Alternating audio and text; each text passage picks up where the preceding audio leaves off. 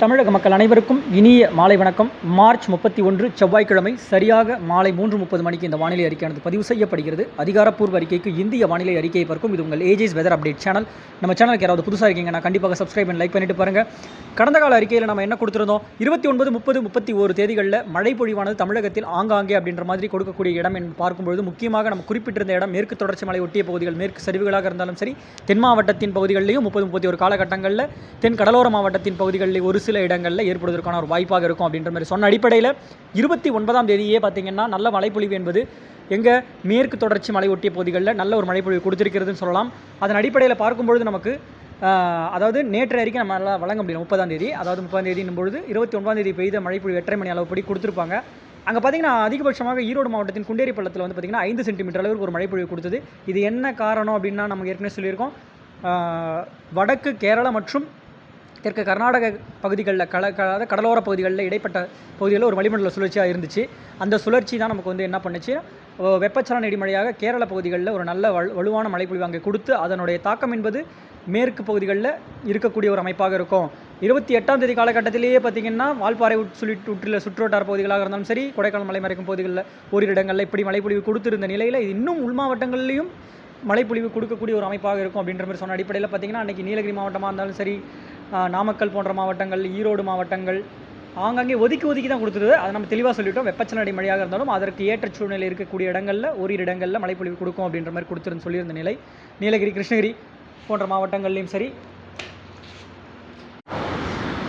இப்படி 5 சென்டிமீட்டர் அதிகபட்சமாக கொடுத்திருந்தாலும் ஓரிரு இடங்களில் 1 சென்டிமீட்டரும் 2 சென்டிமீட்டர் அளவிற்கு அப்படின்ற மாதிரியும் கிருஷ்ணகிரி மாவட்டத்திலையும் சரி, இங்கே ஆங்காங்கே அப்படின்ற மாதிரி தேனி மாவட்டத்தின் பகுதிகளில் ஒரு சில இடங்களில் மழைப்பொழிவை ஏற்படுத்தியிருக்கிறது. அதனைத் தொடர்ந்து நேற்றைக்கு பார்க்கும்பொழுது தென் மேற்கு தொடர்ச்சி மலைப்பகுதிகளிலும் தென் மாவட்டத்தின் ஒரு சில இடங்களில் கொடுத்திருந்த நிலையில் இன்றைக்கும் பார்த்திங்கன்னா தென் மாவட்டத்தின் கடலோர பகுதிகள் நம்ம எதிர்பார்த்தது 30-31 காலகட்டங்களில் கோஸ்டல் ஏரியாஸில் இருக்கக்கூடிய ஒரு வாய்ப்பாக இருக்கும். இதன் காரணமாக அப்படின்னு பார்க்கும்பொழுது மெலிந்த சுழற்சியாக இலங்கை மற்றும் தென் தமிழகத்தின் இடைப்பட்ட பகுதிக்கு ஒரு சுழற்சியாக நிலவக்கூடிய ஒரு அமைப்பு இருக்கும். அதே போல் சுமத்ரா தீவு அருகே இருந்து ஒரு சுழற்சியானது மேற்கு வடமேற்கு திசையாக நோக்கி நகர்ந்து வரக்கூடிய ஒரு நிலை இருக்கும். இந்த சுழற்சி வந்து பார்த்திங்கன்னா சுமத்ரா தீவு அருகே இருந்து வரக்கூடிய அந்த சுழற்சியிலிருந்து வரக்கூடிய காற்றோடு இணைக்கப்பெற்ற ஒரு சுழற்சியாக அடுத்தடுத்த நாட்களில் வந்து பார்த்திங்கன்னா காற்றின் ஏற்றத்தை தெற்கு காற்றாக உள்ளீடு கொடுக்கக்கூடிய ஒரு அமைப்பாக இருக்கும். அது அப்படியே மேற்கு வடமேற்கு திசையாக நோக்கி இருந்து வடக்கு நோக்கி வந்தால் அதனுடைய தாக்கம் எப்படி இருக்கும் அப்படின்னு விளக்கியிருந்தோம். கடலோர மாவட்டத்திலும் சில இடங்களில் தாக்கத்தை ஏற்படுத்தக்கூடிய ஒரு அமைப்பாக இருக்கும் அப்படின்னு.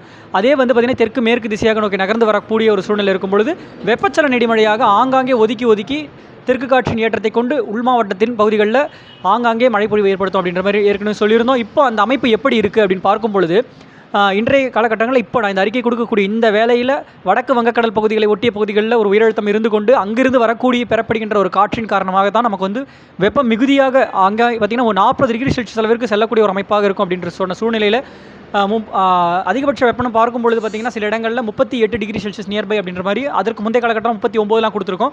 இப்போது அடுத்தடுத்த நாட்கள் எப்படி இருக்க போகிறது அப்படின்னு பார்க்கும்பொழுது நமக்கு படிப்படியாக வெப்பமும் இருக்கும். அதே வேளையில் மழைப்பொழிவு என்பதுன்னு பார்த்திங்கன்னா 2ஆம் தேதிக்கு பிறகாக ஆங்காங்கே அப்படின்ற மாதிரி ஏற்படக்கூடிய ஒரு அமைப்பாக இருக்கும். இப்போ வந்து பார்த்திங்கன்னா குழப்பக்கூடிய ஒரு வானிலை அமைப்பு என்பது தென் தமிழகத்தின் சில இடங்களில் ஆங்காங்கே அப்படின்ற மாதிரி தென் கடலோரத்தின் பகுதிகளாக சரி, தென் மேற்கு தொடர்ச்சியில் அவ்வப்பொழுது மழைப்பொழிவு, லேசான மழைப்பொழிவு எங்கேயாவது ஒரு சில இடங்களில் ஏற்படுவதற்கான வாய்ப்பு இருக்கும். பிற மாவட்டங்கள் ஒப்பிடுகையில் பிற மாவட்டங்கள் பார்த்திங்கன்னா பெரிதளவிற்கு மழைப்பொழிவு என்பது இருக்காது, வாய்ப்பில்லை. இன்றைக்கு ஒரு நாள் வட உள் மாவட்டங்கள் சில இடங்களில் லேசாக மேகம் கருத்து தூறல் துளியோ சில இடங்களில் மழைப்பொழிவு ஏற்படுவதற்கான ஒரு வாய்ப்பாக ஓரிரு இடங்களில் அப்படின்ற மாதிரி சொல்லலாம்.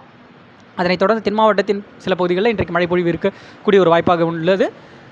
அடுத்தபடியாக பார்க்கும் பொழுது இப்போது இந்த சுழற்சியானது மாலத்தீவை ஒட்டி செல்லக்கூடிய ஒரு அமைப்பாக அந்த காற்று சுழற்சி இருக்கும் பொழுது இந்த சுழற்சி மேற்கு திசையாக நோக்கி நகர்ந்து போகக்கூடிய ஒரு நிலை இருக்கும் பொழுது நமக்கு தெற்கு காற்றின் உள்ளீடு ஏற்றம் கொடுக்கக்கூடிய அமைப்பாக இருக்கக்கூடிய அதே வேளையில் கர்நாடக உள்பகுதிகளில் கர்நாடக மற்றும் ஹைதராபாத் இடைப்பட்ட பகுதிகளில் ஒரு வளிமண்டல சுழற்சியாக நிலவக்கூடிய ஒரு அமைப்பு இருக்கும் அப்படின்ற மாதிரி நம்ம சொல்லியிருந்தோம். அதனைத் தொடர்ந்து பார்த்திங்கன்னா வங்கக்கடலின் வடகடலோர பகுதிகள், தமிழ்நாட்டின் வடகடலோர பகுதிகளில் ஒரு மெலிந்த சுழற்சி உருவாவதற்கான ஒரு வாய்ப்பு இருக்கக்கூடிய நிலை இருக்கிறது.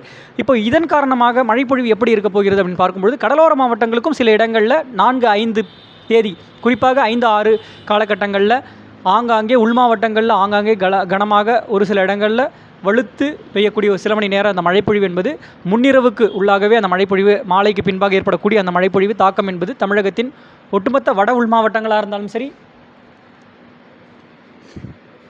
மத்திய தமிழகம் குறிப்பாக சேலம் உள்ளிட்ட அந்த இடைப்பட்ட ஜோன்ஸ்னு சொல்லலாம். இதை கள்ளக்குறிச்சி, அரியலூர், பெரம்பலூர் மாவட்டத்தின் சில பகுதிகளிலும் சரி, இன்னும் உள் மாவட்டத்தின் பகுதிகள், கொடைக்கானல் மலைமறைக்கும் பகுதிகளாக இருந்தாலும் சரி, தென் உள் மாவட்டத்தின் பகுதிகளாக ஆங்காங்கே தென்மேற்கு தொடர்ச்சி மலை சொல்லலாம், விருதுநகர், அந்த அருப்புக்கோட்டை போன்ற அந்த ஒரு பகுதிகளில், மதுரை பேரையூர் இடைப்பட்ட அந்த பகுதிகள், இந்த ஊர் பேரை குறிப்பிடுறேன்னா அவங்க ஊருக்கு தான் அப்படின்ற மாதிரி சொல்லலை. இது வந்து ஒரு மையமாக அந்த இடத்துல அப்படின்னு சொல்லக்கூடிய ஒரு இடத்துல இருந்து அவ்வப்பொழுது இடமைப்பு என்பது அந்த காற்று குவிதல்கள் ஏற்படக்கூடிய ஒரு அமைப்பு எங்கெங்கெல்லாம் இருக்கோ அங்கங்கெல்லாம் மாறுபடக்கூடிய அந்த நிகழ்நேர வானிலையை பொறுத்து தான் அந்த இதை அமையப்போகிறது. இப்போது இந்த 4, 5, 6 தேதிகள் மழைப்பொழிவு என்பது நம்ம வந்து குறிப்பிட்டு வந்துட்டுருக்கோம். இந்த மழைப்பொழிவின் தாக்கம் என்பது அந்த 5, 6 காலகட்டங்களில் இந்த காற்று சுழற்சி எந்த அளவுக்கு அந்த தெற்கு காற்றின் உள்ளிட ஏற்றப்போகிறது, குளிர்விக்கும் அமைப்பாக அதற்கு வந்து உள் மாவட்டத்தில் இருந்து வெப்பமடைந்து வரக்கூடிய அந்த வடக்கிலிருந்து வரக்கூடிய அந்த காற்றின் வெப்பம் எப்படி இருக்க போகிறதோ, கிழக்கிலிருந்து கொண்டு வரக்கூடிய அந்த மேற்கிலிருந்து வரக்கூடிய அந்த சந்திப்பு இணைப்பை ஏற்படுத்தக்கூடிய அமைப்புகள் எல்லாம் மாறுபட இடத்துல தான் நமக்கு வந்து மழைப்பொழிவு என்பது அவ்வப்பொழுது மாறுபட்டு அமையக்கூடிய ஒரு அமைப்பாக இருக்கும். வெப்பமும் அவ்வப்பொழுது ஆங்காங்கே அப்படின்ற உயரக்கூடிய நிலை இருக்கக்கூடிய நிலை இருக்கும். உள் மாவட்டங்கள், வட உள் மாவட்டங்களாக இருந்தாலும் சரி, வேலூர் போன்ற, திருப்பத்தூர், ராணிப்பேட்டை, இப்படி திருவண்ணாமலை போன்ற அந்த ஒரு மாவட்டத்தின் பகுதிகளாக இருந்தாலும் சரி, செங்கல்பட்டு, சென்னையின் ஓரிரு இடங்களில் 3, 4, 5 அந்த குழப்பம், அதாவது லேசான மேகமூட்டத்தோடு ஓரிரு இடங்களில் சில மணி நேரம் எங்கேயாவது ஒரு இடங்களில் வாய்ப்பாக தெரிகிறது. 3, 4 அந்த காலகட்டங்களில் அது எந்த அளவுக்கு அந்த சுழற்சியானது எப்படி வரப்போகிறது அப்படின்றத அதை நம்ம பொறுத்திருந்து பார்க்கலாம். இன்னும் நமக்கு வந்து பார்த்திங்கன்னா இன்றைக்கு 31 தேதி காலகட்டங்கள், இன்னும் 2 நாட்கள் இடைவெளி இருக்கக்கூடிய ஒரு சூழ்நிலையில் அடுத்தபடியாக பார்த்திங்கன்னா டெல்டா மாவட்டத்தின் பகுதிகளுக்கும் இருந்தாலும் சரி, தென் கடலோர மாவட்டத்தை ஒட்டிய பகுதிகளாக இருந்தாலும் சரி, புதுக்கோட்டை, சிவகங்கை, நேர்மட பகுதிகளிலையும் ஆங்காங்கே அப்படின்ற மாதிரி, திருவாரூர் மாவட்டத்தில் மழை இருக்கிறதா சில நண்பர்கள் கேட்டிருந்தீங்க. அங்கேயும் ஒரு இடங்களில் அவ்வப்பொழுது ஏற்படுவதற்கான ஒரு வாய்ப்பு இருக்கும். தஞ்சை, திருவாரூர் போன்ற உள் மாவட்டங்களிலையும் ஆங்காங்கே இப்படி மழைப்பொழிவு என்பது ஆங்காங்கே இடமைப்பை பொறுத்து மாறக்கூடிய ஒரு நிலை என்பது ஈரோடு, நாமக்கல், சேலம் உள்ளிட்ட பகுதிகளிலும் ஆங்காங்கே ஏற்படுவதற்கான ஒரு வாய்ப்பாக இருக்கக்கூடிய நிலை. காற்று பகுதிகளுக்கு சற்று சவாலாக இருக்கக்கூடிய ஒரு நிலை என்பது, மேற்கிலிருந்து வரக்கூடிய காற்று வலுவாக இருந்தால் அது அப்படியே கொண்டு வந்து உள் தமிழகத்தில் சேர்க்கக்கூடிய ஒரு அமைப்பாக இருக்கும். உருவாகி வரக்கூடிய மேகக்கூட்டங்கள் படிப்படியாக அது முன்னிரவுக்குள்ளாக கடலோரத்தை அந்த காலகட்டத்தில் தெற்கு காற்று எந்த அளவுக்கு வேகம் இருக்க போகிறதோ அதனை தொடர்ந்து அந்த வடக்கு நோக்கி அந்த காற்று தள்ளப்படுகிறதா இல்லை தெற்கு நோக்கி மேகம் உருவாகி தள்ளப்படுகிறதா அப்படின்றது பொறுத்திருந்து பார்க்கலாம். ஆனால் மழைப்பொழிவு இருக்கக்கூடிய ஒரு நிலை என்பது நம்ம மீண்டும் அறிவிக்கிறேன். அதனைத் தொடர்ந்து காற்று வலுவாகவும் ஏற்பட்டு மழை வருவது போன்ற ஒரு அமைப்பாக இருக்கும். ஆலங்கட்டி மழையும் சில இடங்களில் ஏற்படுவதற்கான வாய்ப்பு இருக்கும். வெப்பம் எந்த அளவுக்கு அதிகமாக புழுக்கம் ஏற்பட்டு வரக்கூடிய ஒரு நிலை இருக்கிறதோ அந்த இடத்துல மழை பெய்யாத இடங்களில் புது மழையாக இருக்கும்பொழுது அங்கே மழைப்பொழிவு இருக்கும். இப்போவே பார்த்திங்கன்னா லாஸ்ட் இதில் நம்ம கொடுத்துருந்தோம், அந்த இதிலே பார்த்திங்கன்னா அத்திக்கட்டி, ஆலங்கட்டி இருக்கக்கூடிய ஒரு வாய்ப்பு இருக்கக்கூடிய நிலையில் அங்கே பார்த்திங்கன்னா பெரிய பெரிய ஐஸ் கட்டியாக விழுந்துச்சு. அதை வந்து பில்கேட்ஸோட இவங்களுடைய ஆராய்ச்சி தான் நமக்கு வந்து இந்த மாதிரி ஆயிடுச்சா அப்படின்ற மாதிரி சொன்னாங்க. இது வந்து இயல்பு நிலையில் ஏற்படக்கூடிய ஒரு அமைப்பு தான் சொல்லலாம்.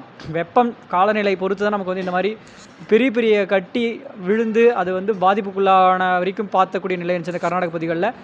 அதே போன்ற அமைப்பு என்பது தற்பொழுது ஏற்படக்கூடிய ஒரு அமைப்பாக இருக்கிறது. அதை தொடர்ந்து வெஸ்டர்ன் டிஸ்டர்பன்ஸும் பார்த்திங்கன்னா தற்பொழுது வரக்கூடிய ஒரு நிலை என்பது பாகிஸ்தான் தரைவழியிலிருந்து வரக்கூடிய அந்த அமைப்பு என்பது வட மாநிலங்களில் கண்டிப்பாக ஒரு குளிர்வு கால மழைப்பொழிவாக அங்கே, அதாவது குளிரோடு இணையப்பெற்ற மழைப்பொழிவு அப்படின்ற மாதிரி ஏற்படக்கூடிய ஒரு நிலை இருக்கிறது.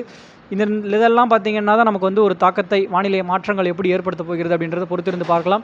இன்னும் வெப்பம் என்பது அவ்வப்பொழுது ஆங்காங்கே இருக்கக்கூடிய நிலை இருந்தாலும் மழையின் தாக்கம் என்பது இன்னும் ஓரிரு நாட்களில் தொடங்கக்கூடிய ஒரு நிலை என்பது பார்க்க முடிகிறது. உலர்த்தும் பணிகளாக இருந்தாலும் பிற பணிகள் இருந்தாலும் பார்த்து சேஃபாக மூடி வச்சுக்கோங்க. இது வந்து கண்டினியூஸாக கொடுக்க போகிற ரெயின்ஃபால் கிடையாது. சில மணி நேரங்கள் உருவாகி வரக்கூடிய அந்த இடிமழை தாக்கம் என்பது அவ்வப்பொழுது சில மணி நேரத்திலே நீடித்து நின்று ஒரு இடங்களில் பெய்தாலும் அது அப்படியே பொழிந்த சுவடுகளே இல்லாத சூழ்நிலையாக இருக்கக்கூடிய ஒரு நிலைன்னு தான் சொல்லலாம். வானிலையில் ஏதாவது சிறு மாற்றங்கள் இருந்தாலும் உடனுக்குடன் அறிவிக்கின்றேன். வானிலையோடு இணைந்திருங்கள். நன்றி, வணக்கம்.